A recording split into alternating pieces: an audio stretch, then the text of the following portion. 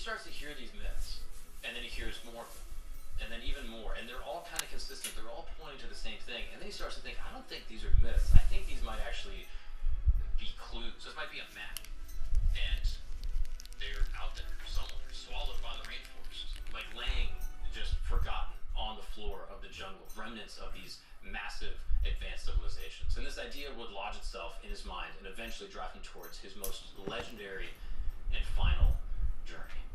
So by 1912, something had taken hold of his mind, right? He started to piece together the stories that he'd been hearing. He's going back through his journals and reading everything that he had learned from talking to these indigenous people. And eventually he gave this city a name, the Lost City of Z. Now, if you don't know, this is happening right after Hiram Bingham finds Machu Picchu in 1911. So suddenly everyone is realizing that there are massive ancient civilizations just sitting there. I mean, Machu Picchu is massive, it's huge, and it's extremely advanced, and no one from the outside had ever really seen it. So now Fawcett is fired up. But for Fawcett, this Lost City of Z isn't just riding the wave of this, archaeological fever. He is convinced it exists. In 1914, he finds this document in Brazil's National Library that just blows his mind. And it's called Manuscript 512. And it's written by Portuguese explorers in 1753. These guys claim that they found ruins of an ancient city with, quote, monumental buildings, roads, and a plaza, in each corner of which is a spire in the style of the Romans.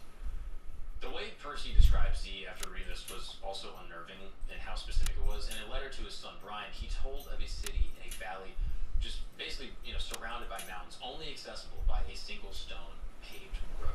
He claimed the houses had no windows, and at the center of the city was a pyramid-like temple. And the inhabitants, he believed, tended, domestic animals and mined a lot of the surrounding hills. And this wasn't the language of a guy that was just guessing. This was a guy that was talking as if he had seen it or, had heard specific details about what the city was.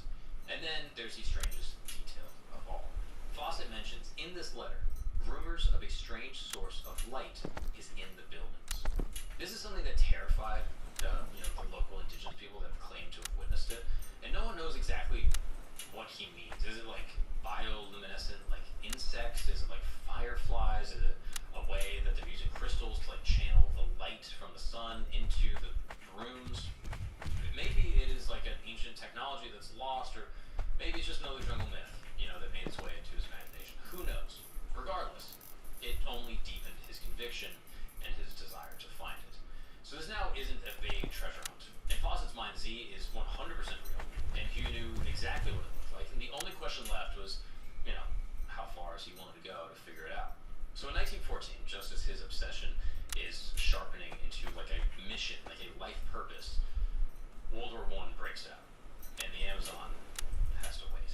Despite being almost 50 years old at this point, he volunteers for active duty and actually commands an artillery brigade in Flanders. But in 1916, he's Royal Geographic Society awarded Fawcett a prestigious school for addressing his exceptional surveying and mapping achievements.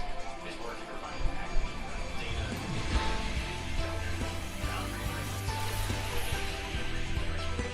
for most people, this is like their crowning achievement of their career, right? He is a war veteran. He, has gotten these awards from, the RGS. Like, he did. He was also mentioned in dispatches 3 times by Field Marshals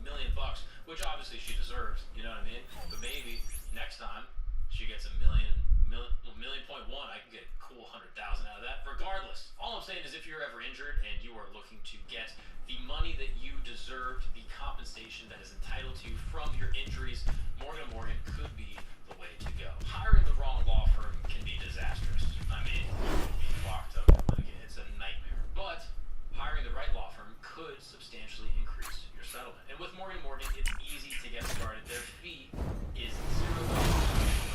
That's right. Their fee is free unless they win. You pay 0 cents unless they win. Okay, so you can visit forthepeople.com/Gagnon, Gagnon. That is FOR, the Gagnon. Now pound law. That's pound 529 from your cell phone. It's forthepeople.com/Gagnon. Or click the link in the description below. And thank you so much to the good folks over at Morgan & Morgan for sponsoring the program and making this show possible with this payment. Well, let's get back to the show. Guys, I'm going to take a break really quick because you need to rebrand your crop. You need a full rebrand under your dong, and you're going to do it with Blue Chew. Their tablets aren't just for better sex. No. They are like, if Tony Robbins gave a motivational speech, raise your wiener, you know? I mean, you're going to feel amazing. Look, I just did one of the Blue Chew tablets today, and suddenly, I mean, look at me, I'm glowing. This table absolutely gets crushed underneath, right? I'm just giving a press conference, okay? I'm feeling great. Never been better. So whether you're trying to make a memorable moment with your sweet love, or you're just trying to get, a friend of yours, a girl you know, like crazy group chat fodder, something for the girls to gossip about, Blue Chew is absolutely the chewable tablet delivery service that you need to bring the thunder. And the best part is that we got a special deal for the listeners of this lovely program. Get your first month for free at bluechew.com. Just use the promo code Gagnon and check out. All you got to do is $5 for shipping. That's like a cup of coffee. All right, $5 for shipping. You're gonna get free Blue Chew straight to your door. So upgrade your legacy. Let your name ring out for eons. And let's get back to the show. After the war, Foster returns to Brazil, and his obsession with this city of Z stronger than ever. So in 1921, he sets out on his first expedition to find his lost city. Not long after departing, he and his team become demoralized by the hardships of the jungle. I mean, once again, the dangerous animals, the insects, the disease. And this causes the expedition to fail, and the team returns home. But that same year, Fawcett set out on a search again, this time from Bahia, Brazil, on a solo journey. And he traveled this way for 3 months before returning again and failing. And despite these failures, his theories had evolved from, this like scientific sort of speculation that's somewhat skeptical but still measured, to ultimately like a religious conviction. He even became so secretive that he wrote encrypted letters to his wife Nina, who would use a cipher code to actually decode them to prevent rival explorers from discovering the city before. In one letter he wrote, "There are 3 kinds of Indians: awesome and miserable people, easily tamed. The second, dangerous, repulsive cannibals, very rarely seen. And the third, a robust, rare people who must have civilized origin." Now, this idea of a civilized origin, I mean, it sounds, racial and sort of classist, of course, for this British guy to be like, yeah, it's civilized. But this is just his way of describing a people that had a technology that you couldn't fathom existed on this continent. And it fascinated him, and he began to imagine the city's inhabitants as maybe descendants of this long-forgotten culture, far advanced from what he was seeing on the continent at that time. It also shaped his tactics, right? Like, if he's going to reach them, he couldn't arrive like this conquering force with, a dozen men, all this stuff. He had to be nimble and, above all, non-threatening. So by 1925, Fawcett is 57 years old. People aged bad back in the day, specifically.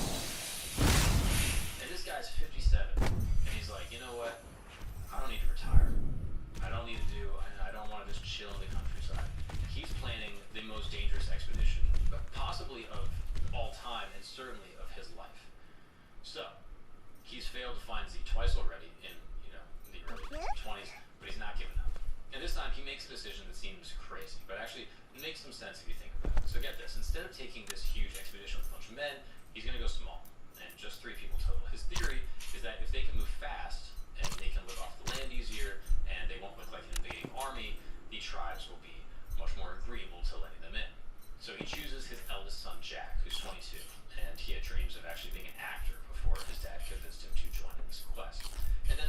best friend from childhood, this guy named Raleigh Ramel, who's only 23. And these guys aren't hardened explorers, right? They're just young dudes who have been kind of raised in this tradition of, Percy Fawcett's obsession, and they've kind of been swept up as well. So the funding comes from a group in London called The Glove. Now this is a wealthy investment group who are basically gambling on Fawcett finding something spectacular, and he also sells these story rights to North American newspapers, which means 40 million people are going to be following on this expedition. So, a lot of pressure. But here's the detail that haunts this entire story. Fawcett specifically tells everyone, if we don't come back, don't send anyone to look for us. He doesn't want more people trying to die in order to save them, and he knows that this entire journey is very dangerous, and it's almost like he knew something might go wrong. So in January 1925, the trio sailed from New Jersey to South America, with Fawcett promising reports. He says, "We shall return, and we shall have what we seek." So they arrive in Rio de Janeiro in April, and they travel inland to Cuiabá. This is like a remote Amazonian outpost in the capital of Mato Grosso, the state there in Brazil, where they first back in and then hired 2 Brazilian guides. Now in April, in 1920, the final expedition departs this city. The party consists of Percy, Jack, and Raleigh, and then 2 Brazilian guides, all working 8 dogs. The expedition was just like the rest. They, insects, the disease, and the animals. But then Ramel's horse becomes severely swollen from a tick bite, causing him to not be able to keep up with the But despite this, Fawcett maintained the demanding pace of 15 miles per day through, increasingly hostile terrain. Each step you go is even more dense than the one before. During one stretch, he got so far ahead of the rest of the crew that he was forced to camp alone and wait for them to catch up. This isn't like a leisurely hike where, you're the guys, 20, 30 feet in front of you. He's miles ahead of them and actually has to wait for them to get back to him. And then on May 29th, 1925, we get the last known location of the 3 men. They reached a place Fawcett calls Dead Horse Camp. And he calls it this because this is actually where his horse died on the previous expedition in 1920. Remember, this isn't some guy just running through the woods. He knows exactly where he's at. He's mapped the jungle numerous times. He's returning to previous sites to expand on them, and then he's laying out the geography of the Amazon. He's not lost. Well, yet. He carefully records the exact coordinates of the location in a letter to his wife. He says, "Here we are at Dead Horse Camp. Latitude 11 degrees, 43 south, and longitude 35 degrees west, and the spot where my horse died in 1920. He knows the exact specific coordinates. Fawcett's final letter to his wife is optimistic, I guess you could say. He says, "Jack is well and fit and getting stronger every day. You need to have no fear of any failure."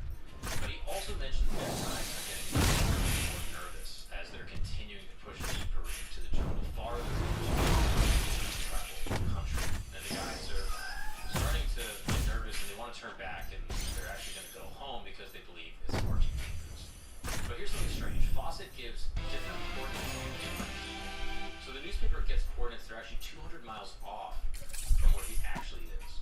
So get this, he sends his wife the coordinates, very specifically, and then he sends the newspaper coordinates 200 miles away from where he sends his wife. So which is the truth? Experts think that he was deliberately trying to throw people off his trail. He didn't want rivals seeing this in the newspaper and then following his path to the lost city of Z, and he didn't want anyone attempting the dangerous rescue if things actually go wrong. And after May 29th, 1925, there's nothing. Percy Fawcett, Jack Fawcett, and Raleigh Ramel walk into the jungle and simply cease to exist as far as the outside world is concerned. No bodies were ever found, no definitive trace of what happened. Just evaporate into the jungle itself. And think about that for a moment. In an age before GPS, no satellite phones, before like an emergency beacon, 3 men walk into quite literally one of the most hostile environments on Earth and are never seen again. So in 1927, the Royal Geographical Society declares them officially lost, nearly 2 years after their last communication. And by then, the outside world was captivated by the mystery of what had happened to these guys. The first major British expedition came in 1928, led by British-American explorer Commander George Miller Dyatt, and his expedition, dubbed the Suicide Club, found a brass nameplate from Fawcett's equipment with the Nahakwa tribe. Dyatt claimed that this was evidence that this tribe, and the chief of this actual group had killed Fawcett, but his evidence was largely based off of some unreliable testimony, and he wasn't actually that convinced. Then in 1931, the Penn Museum's Mato Grosso expedition, led by Vincenzo Petruo, encountered the Fawcett mystery by complete accident. The purpose of the expedition was to make a scientific record of, the human, animal, and plant life in this Mato Grosso region. Instead, the leader of the expedition ended up meeting Aloke, who is the chief of the tribe that I mentioned before, and other natives who had last seen Fawcett, photographed the exact spot where Fawcett had crossed the Kaloani River, and concluded that Fawcett had died of thirst or hunger or disease east of the river. Over the years, various artifacts supposedly belonging to Fawcett were found, like a compass in 1933, and oddly, his gold signet ring was discovered in a Cuiaba pawn shop in 1979, inscribed with the Fawcett family motto, "Hardship, hold no fear." I mean, kind of bars, sort of poetic, but how did it actually end up in this pawn shop? No one really knows. Now, obviously, multiple theories have come about, as far as what actually happened to Fawcett in this expedition. Some people think that they may have been robbed, considering that the ring was found in a pawn shop, but the most commonly accepted theory is that they were killed by the indigenous peoples there, particularly the Havante. And these were a tribal group that were known to basically kill anyone that they could catch in their territory, according to reports from other explorers.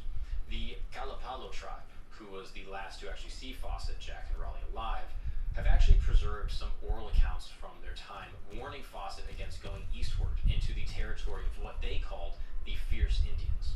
And then in 2005, author David Grant interviewed the Kalapalo leaders who had remembered these three men and their visit. They recalled warning Fawcett against this planned route. I mean, they said it was just too dangerous, not necessarily from the jungle, but from the people there. But they went anyway. Then they noticed campfire smoke for 5 days before it just completely disappeared, believing that these fierce natives had killed them. Other theories include that they died from natural causes, potentially disease, starvation, or even animal predation.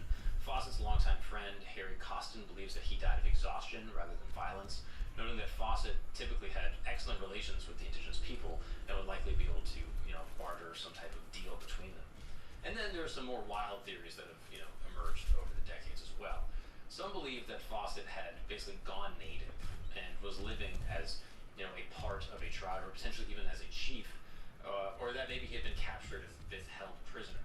There's a Swiss trapper named Stephen Radin who claimed in 1932 to have actually seen Fawcett wearing animal skins and held captive by a native tribe, but experts basically dismissed this as completely ridiculous. Then in 1951, Brazilian explorer Orlando Vias Boas claimed to have found Fawcett's skeletal remains in Kalapalo territory. However, after analysis was done, it was concluded that the bones were not Fawcett's at all, because the jawbone didn't match his spare denture that was left in England. And the shin bone also suggested, someone that was much shorter than Fawcett himself. And then in 1998, BBC investigator Benedict Allen interviewed a Kalapalo elder named Vahuvi, who denied his tribe's involvement and confirmed that the bones found in the Vias Boas belonged to a tribal ancestor, not Fawcett at all. There's also claims that over 100 people died while searching for the body of Fawcett over the years, but expert John Hemming confirmed that only one person had actually died searching for him, a lone explorer who went out all by himself. However, numerous expeditions faced significant dangers, including the 1996 incident where businessman James Lynch and his 16-year-old son were captured by Kalapalo Indians and held captive until they surrendered their $30,000 worth of equipment. I mean, that is wild. In 1996, isn't that crazy? I mean, these guys, a businessman goes down, which is kind of ironic. Like, obviously, I don't think this business guy is just like Percy Fawcett, but is weirdly reminiscent of kind of the same thing, right? This guy goes down there with his young son, trying to explore this vast terrain, and then gets captured and held hostage for money. I mean, it's interesting. In 1986, that happened. That's crazy.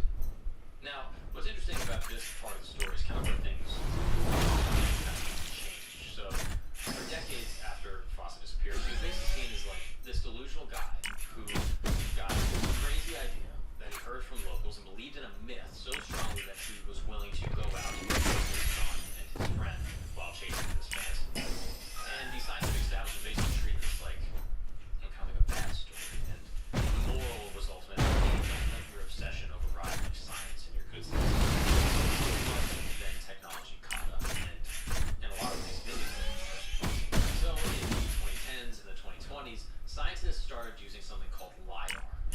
basically where they shoot lasers from planes that can see through the jungle. You can almost imagine it like a massive X-ray on a giant piece of land.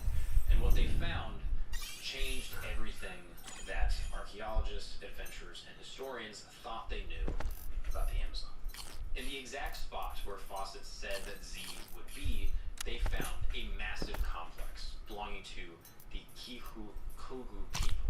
And this isn't some small settlement. We're talking about streets, bridges, giant public square, and this place was active from about 1500 to about 400 years ago. I mean, like, he nailed it, like exactly what he described. Like paved streets with stone, a massive plaza, potentially a pyramid. I mean, Fawcett was right.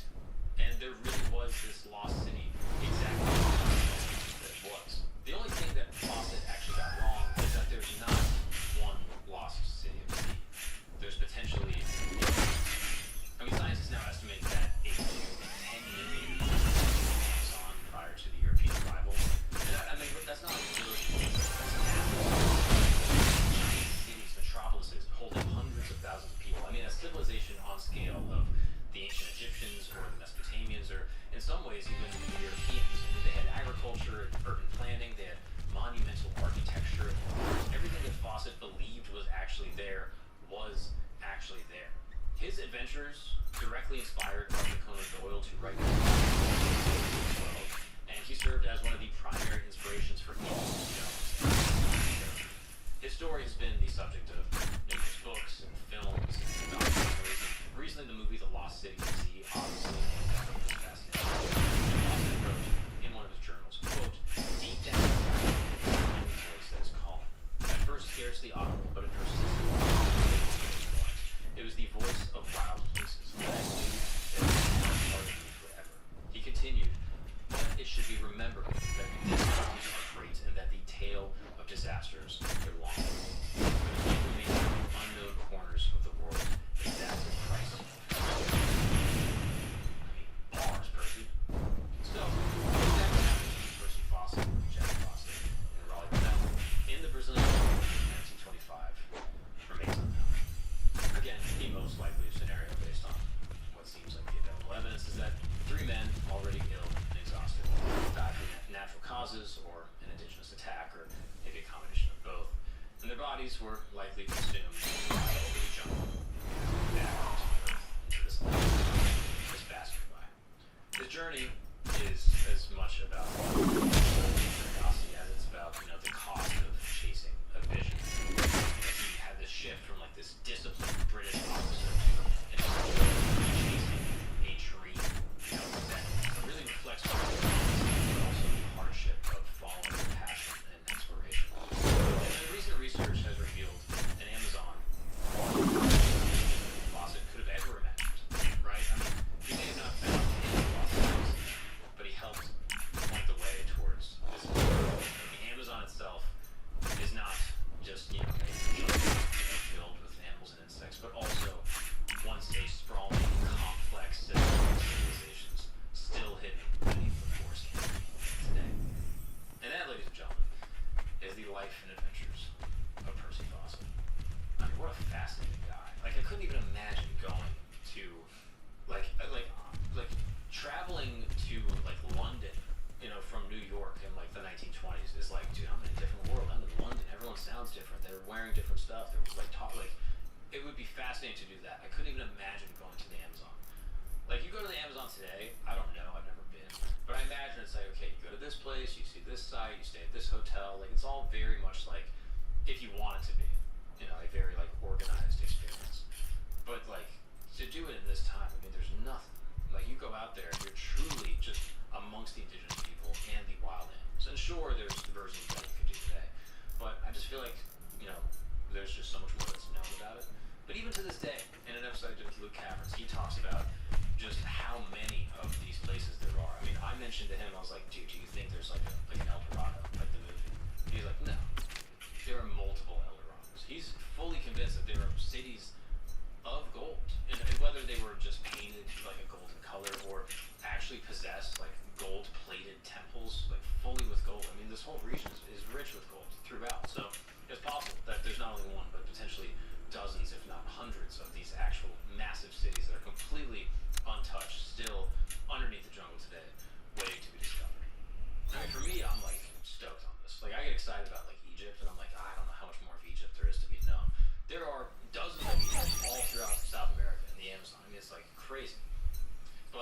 I had to put money on it, I'd probably say the person died from disease. Like, I don't know. I would be surprised if, like, an indigenous just came out and, like, murked it. You know what I mean? Like, he knew how to deal with these people. You'd be surprised about them? If he got killed by the indigenous, I'm like, he knows how to navigate. He knows how to talk to them. And he generally knew which way he was going. But he was going into territories that he hadn't gone to prior, correct? Yes, after the Dead Horse camp.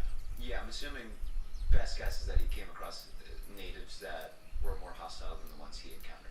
It's possible. But it is possible that he was friendly with tribes, so maybe that word spread amongst people. Like, hey, this white boy's kind of chill. That's what I'm saying. So, but again, the tribe that the last saw him was like, yo, we don't know those boys over there, and they get wild. Yeah. And then they bucked off. I mean, Chris, what do you think happened? I think he personally just went, became his own person and lived on his own for the rest of eternity. Just homesteaded, dude. We gotta learn about his wife, because maybe she sucked. Also, we kind of glossed over the fact that he volunteered for the war at age 50. Yeah, that is kind of crazy. That is a great point. He did volunteer for the war as a 50-year-old. It was behind the scenes work, you know. Yeah. Pushing paperwork. Yeah, exactly. But also, like, war back in the day, like, World War I was brutal, don't get me wrong, but they didn't know how bad it was going to be, so I bet you he was like, yeah, I'll pick up like an old war gig. You know what I mean? Like, I think they saw it like PA work. They'd be like, yeah, I'll just like pop in, you know, hold a couple rifles, bayonets, some motherfuckers, and then get out. That's what I'm saying. But then he gets out, he's like, yeah, that shit sucks. That's how you know how bad war is, that like, he served in the war and was like, I need to go to the Amazon. I need to get the hell out of here. You know what would be the sickest shit ever? If they went to that lost city, like the one that he charted, that like they used LiDAR to discover the plaza, and if they went there and they found his remains, how fire would that be? Statue in his honor. Imagine. That'd be so sick. Percy Fawcett. So handsome, so jacked, fucking diesel. Did they find that city? Could you look that up really quick? Percy Fawcett's Lost City of Sea has never been found in the exact way he described it, but archaeology in the Amazon has uncovered evidence suggesting he may have been partly right. But did they go to that spot? That's what I want to know. Don't they have drones to like scan beneath the canopy to like see structures of buildings and roads and stuff? Well, that's the LiDAR stuff. But again, like, it's crazy expensive to do LiDAR work, and that's such a massive piece of land. I think Luke was saying that in his theory, that by the end of this century, all of the Amazon is mapped. But even the way he described it, he was like, yeah, it's going to take 56 years to actually map it effectively. Yeah. So I was like, damn, that's a long time. Who's the guy that? It's almost crazy. Paul Rosalie. Yeah, Paul's the man. You gotta get him on. Oh, it'd be a dream. I'd love Paul. I'm like, Come on, ask him right now on the camera. Paul, please. Next time you're in New York, come through, say what's up. He's from Jersey. Yeah, the Jersey baby. Hey, He's a Jersey guinea. hey, we're going down. We're trying to find these fucking tribes, you know? That's not how he sounds. He's very sophisticated and smart and pathetic. But it is way funny to think that Tony Soprano sits down and be like, hey, yo. All that to say, I don't know. It's just a fascinating thing that this guy went down there. I'd be so curious to know how many of these cities are there. And the other thing that Luke was telling me that's fascinating is like, conquistadors went down there looking for gold. They were trying to find these cities of gold. Like many of them after Pizarro, they were like, we're gonna figure it out. Yeah. And they went down, and in his theory, he's like, they probably were at the cities, but the jungle growth is so rapid and so violent that it just covered them completely. Yeah. And that they were probably walking directly on top of the gold ruins they were trying to find. Yeah, the only way you'll find these cities is deforestation. It's the one thing we don't want right now. Yeah, it's not ideal. But if you can do very But you're gonna do it. select deforestation in just a little plaza to discover, you know, the remains of like some civilization. Yeah. Right? I'm like, that's worth it. Get some rubber. Yeah, right? It works out for everyone. But I don't know, I think. My favorite theory about Percy Fawcett is the one that I thought of.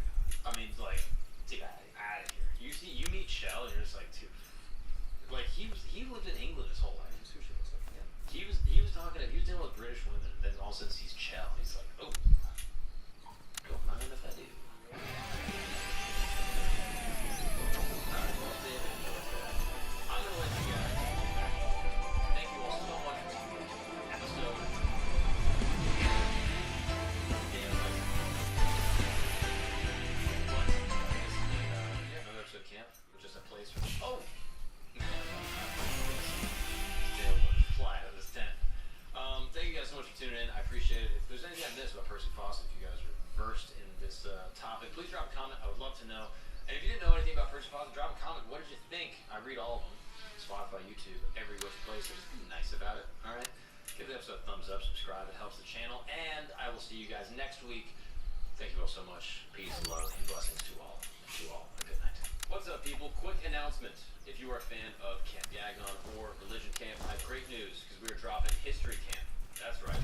This is the channel where we're going to be exploring the most interesting, fascinating, controversial topics from all time throughout all history. Right? You probably know about Benjamin Franklin, or Thomas Jefferson, Nikola Tesla. Interesting figures from history, and you probably learned about it in school, and they're pretty boring, but not here. No. As you know, I was raised by a conspiracy theorist, so I'm going to be diving deep into all of the interesting, strange, occult, and secretive societal relationships that all of these famous, influential men from our shared past have. So, if you're interested, please go ahead and subscribe to the YouTube channel. It will be pinned in the description as well as the comments. And if you're on Spotify, this doesn't really apply to you, but these episodes will be dropping as well. Just go ahead and give us a high rating because it really helps the show.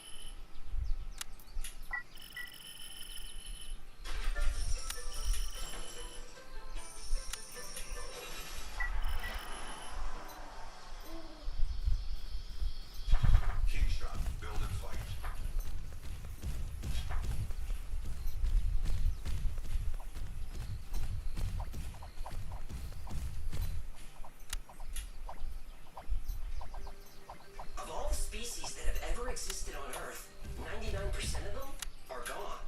Most of those were wiped out during what are known as mass extinction events. Since life emerged on our planet, there have been 5 mass extinctions. Sometimes these events last many years, but sometimes a mass extinction can happen very, very suddenly. Some scientists think we're on the verge of a 6th mass extinction. Others think it's already begun. But the question everybody asks is there anything we can do to stop it?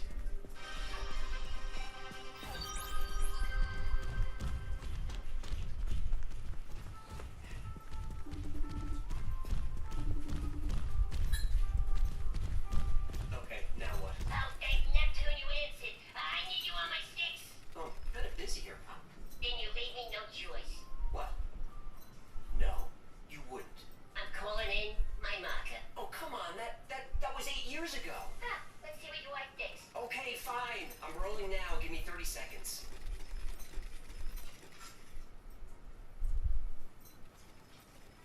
Okay, where are you? Drop a pin. I'm in Doom Tower. The Serath is leaking back into the world, and the Arbiter can't keep the walls up. Doom Tower has fallen, and she needs help keeping these bad guys in here. Especially the bosses, like this Scarab King. I have no idea what you're talking about. Doom Tower, call the Arbiter. She needs champions, and we must answer the call. Wait, are you talking about a video game? I'm talking about the video game. Raid Shadow Legends. Get your butt in this game, pick a champion, and help me out here. Hold on. Is this today's sponsor? Yep, it's a super cool, super detailed, tactical RPG battle system available on iOS and Android for free. And it's got PvE and PvP content. I do like PvP. I know you do. Now look at this. Raid Call the Arbiter is their new limited series, out now. And to celebrate, Raid has added some characters from the show as new playable champions. One of them, Artak, you can get for free just by logging into the game for 7 days from now on July 24th. And if you join now by clicking the link and scanning the QR code, you'll get a free starter pack with a different champion Drake and his cool in-game loot. Okay, I'm joining now, but seriously, where are you?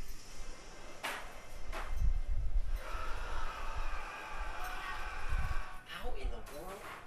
Okay, pal, hang on, I'm coming. First we gotta do a battle cry.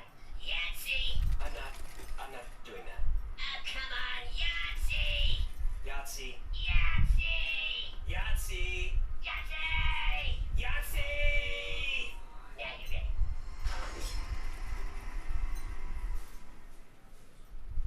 The Earth is always changing. There's the climate, there's... Um, Excuse me? I've been hearing this for years. No, that's not what I... If the climate gets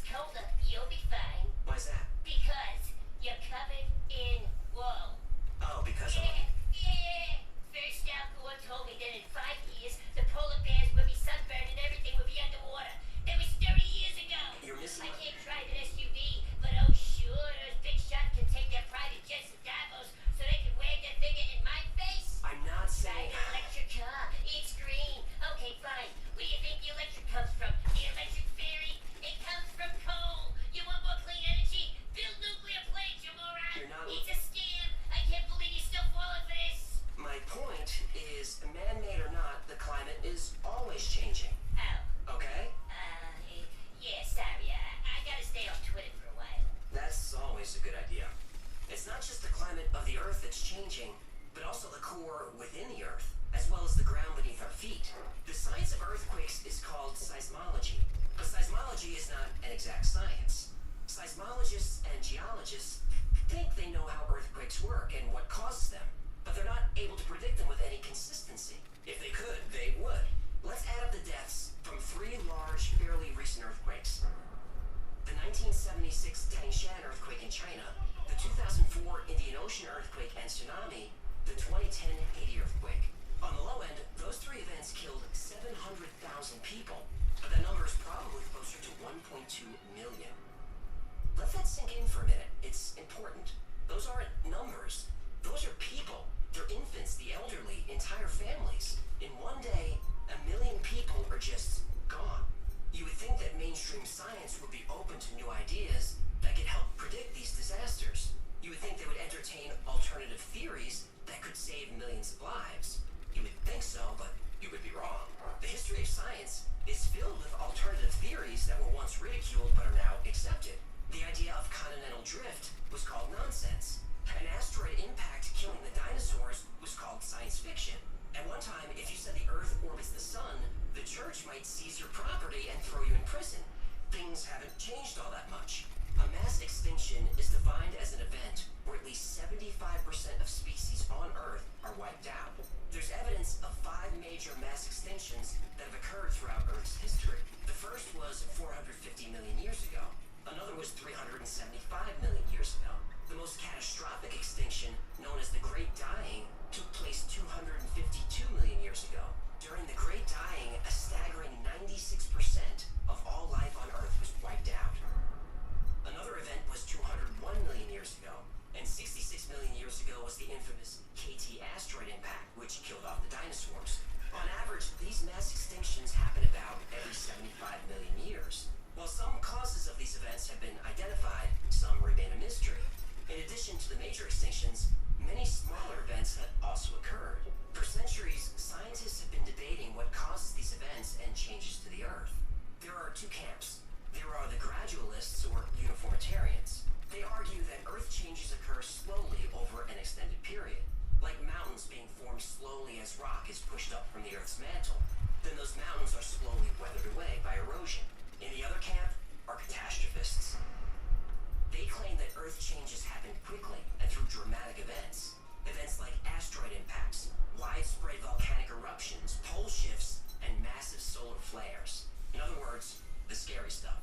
Throughout history, catastrophists have been ridiculed by the gradualists, but there's mounting evidence to suggest that catastrophists may be onto something.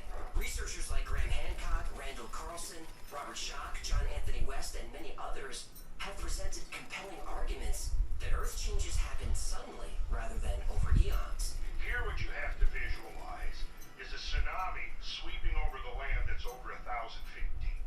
Wow. But there are recent events that support these claims. In January 2023, seismic data published by Chinese scientists hinted at a recent slowdown or even a halt in the rotation of the Earth's core. The Earth's core is huge, about the size of Mars. It's made of an inner core, which is mostly solid iron, and the outer core, which is molten iron and nickel. The interaction between the inner and outer core produces a geodynamo, which generates the Earth's magnetic field. If the core slows down or stops, the consequences would be severe. In another episode, I described exactly what would happen. There's a link below, but I have to warn you, it's terrifying. But after the initial disaster resulting from a pole shift, animals and even technology could adapt. But there is a theory that the speed and direction of the Earth's core affect more than the magnetic field. The theory says core changes are linked to more devastating events, like earthquakes. And if this theory is right, life on Earth is about to become very different.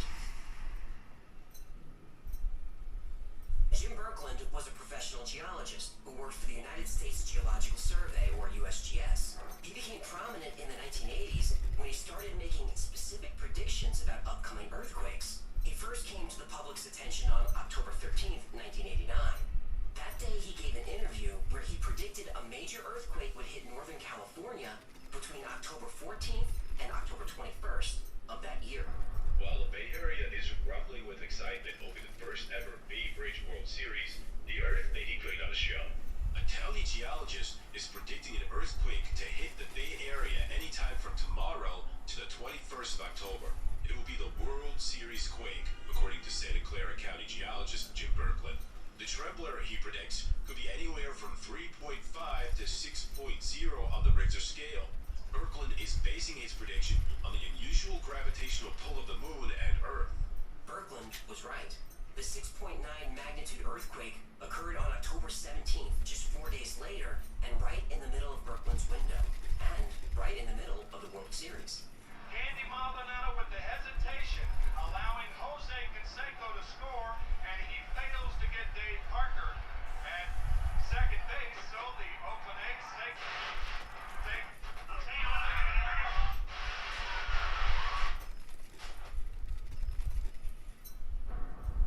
After that, Berkland was told by government officials to stop making predictions because he might create a mass panic. At the time, he was working as a geologist for Santa Clara County, but 2 weeks after his prediction, he was suspended from his job. But he didn't stop making predictions. He successfully called the Northridge earthquake that hit San Francisco in 1994, and he predicted a large earthquake in Seattle. After that, he was asked to leave his job. But people were still interested in how he was making his predictions. Berkland believed that gravitational forces and tidal stresses from the moon played a role in triggering earthquakes. His predictions factored in high tides, new and full moons. He also noticed a correlation between seismic activity and animal behavior. His theory was magnetic fields fluctuate just before a quake, which causes these behavioral changes, especially in fish, birds, dogs, and cats. Mainstream geologists reject all of this and say that Berkland's predictions are not scientific. They say earthquakes are caused by pressure within the Earth's crust. And when that pressure is released as energy, we get an earthquake. But that's like saying an earthquake is when the ground shakes. It's a description, not an explanation. What's causing the release of the pressure? Meteorologist Kevin Martin of the Southern California Weather Authority also wanted to know this answer. He thought there could be a connection between earthquakes, weather, and solar activity. He made a prediction in 2009. In fact, during the Northridge quake of 1994, a large ridge of high pressure was parked in the exact same spot one will be during our next Santa Ana wind event.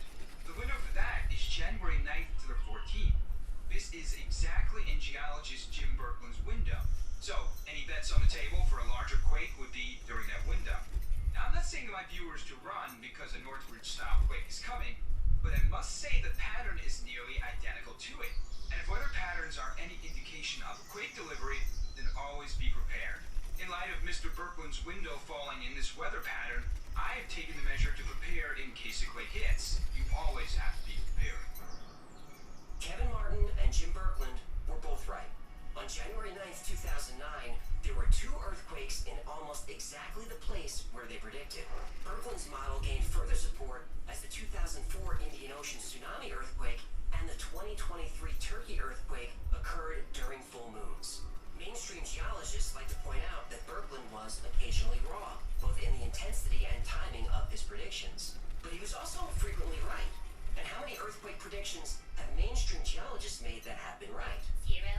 0. Berkland's success and mainstream science's lack of success indicates that our thinking about what causes earthquakes is incomplete. If there are other factors, why aren't they being explored? Is it because mainstream scientists are afraid of being wrong? Or maybe scientists are afraid of science? Stress keeping you up? Introducing lemon balm by Liberty. This fast absorbing concentrate works at the cellular level. You stay calm. Liberty. At Wawa, every handcrafted beverage is made from remote. There's something special. Gotta have a Wawa.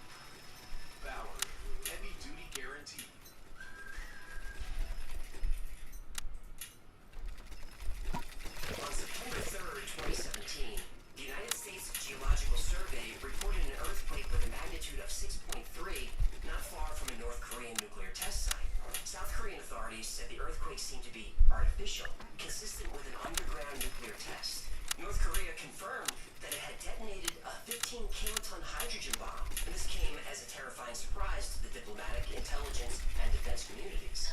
Would you say it sent shockwaves through the world? I would, but This test was a seismic shift in the region that rocked the foundations of diplomacy. puns, great. So this test shook the world to its core and had other countries thinking in their boots. I got a few more actually. Okay. I'll do that to see the movies. Real nice. Hey, let me ask you. I believe that I can fish, but you're the one that kicked me in the face. No one suspected that North Korea had a level of advancement with its nuclear weapons program. Then, just a few weeks later, in October 2017, the entire underground Korean nuclear facility collapsed after a massive earthquake. More than 200 people were killed, including most of North Korea's nuclear scientists. Within a few months, North Korean leader Kim Jong-un said his country was open to discussing peace with South Korea and the United States, and the possibility of giving up its nuclear weapons program. In June, a new peace treaty was signed. After his nuclear lab and top scientists were killed in that earthquake, Kim Jong-un had no choice but to negotiate. That worked out nicely for the United States. But what if the earthquake and destruction of the nuclear facility wasn't enough? What if the earthquake was caused by a nuclear weapon? For years, rumors swirled a highly advanced sonic weapon. Using sound waves, it could superheat the Earth's upper atmosphere and communicate with military units and submarines at sea. It could alter the weather, and yes, believe it or not, induce earthquakes. The weapon is known as HARP. Huh? Yes, HAARP. Oh, the club for old people. No, that's something else. Ah. HARP stands for High Amplitude Active Auroral Research Program. It's a program that researches the ionosphere, the upper layer of the atmosphere, which ranges from about 30 miles to 600 miles above the Earth's surface. According to the original HARP website, there is an emphasis on being able to enhance communications and surveillance systems for both civilian and defense purposes. Surveillance using the ionosphere. That doesn't sound good. Well, that's why there are a lot of rumors about HARP. The HARP website acknowledged that experiments were conducted to fire directed beams of energy in order to temporarily excite a limited area of the ionosphere. Now, disturbing the ionosphere